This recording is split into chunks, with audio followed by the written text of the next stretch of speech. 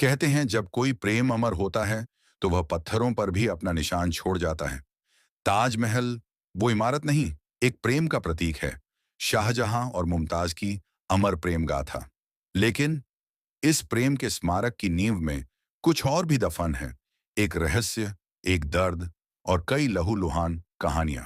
कहते हैं जब ताजमहल बनकर तैयार हुआ तो शाहजहां ने उसका दीदार करते हुए कहा, इस जैसा सुंदर दुनिया में फिर कभी नहीं बन पाएगा।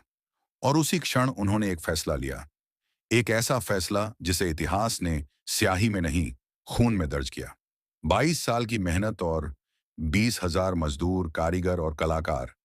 हर दिन सूरज की पहली किरण के साथ काम शुरू होता और रात के अंधेरे में थकी हुई रूहें घर लौटती। राजस्थान से आए संगतराश, बुखारा से आए फारसी कलाकार, कश्मीर से आए नक्काश, हर किसी ने अपने हुनर से ताजमहल को इश्क की सबसे हसीन तस्वीर बना दिया।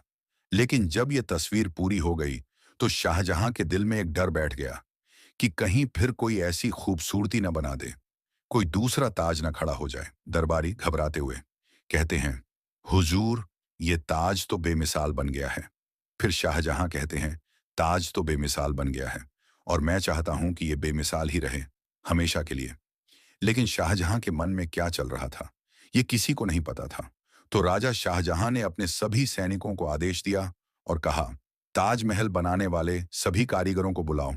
और फिर राजा शाहजहां ने शाही हुक्म निकाला और कहा कि जो भी इस ताज को बनाने में शामिल रहा उसके हाथ काट दिए जाए, क्योंकि वो नहीं चाहते थे कि फिर कभी कोई उन हाथों से एक और ताज बनवा सके। सिर्फ हाथ ही नहीं, कहते हैं कुछ की आंखें तक निकाल दी गईं ताकि वे दोबारा वैसा कुछ न देख सकें, न सोच सकें, न बना सकें।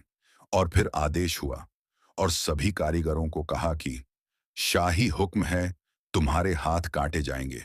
वो हाथ जिन्होंने संगमरमर में जान डाली, वो हाथ जिन्होंने ताजमहल को सांसें दी, वो हाथ अब कटने जा रहे हैं।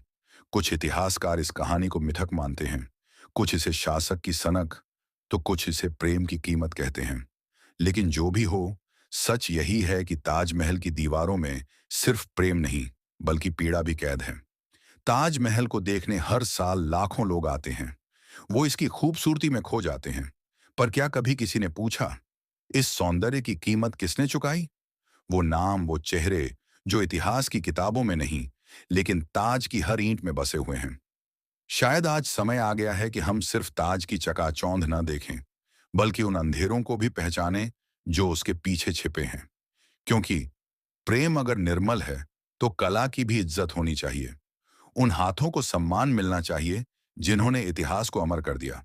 साथियों, अगर वीडियो अच्छी लगी हो तो वीडियो को लाइक करें और कमेंट बॉक्स में अपनी पसंद की कहानी सुनने के लिए अपने इस चैनल को सब्सक्राइब जरूर करें।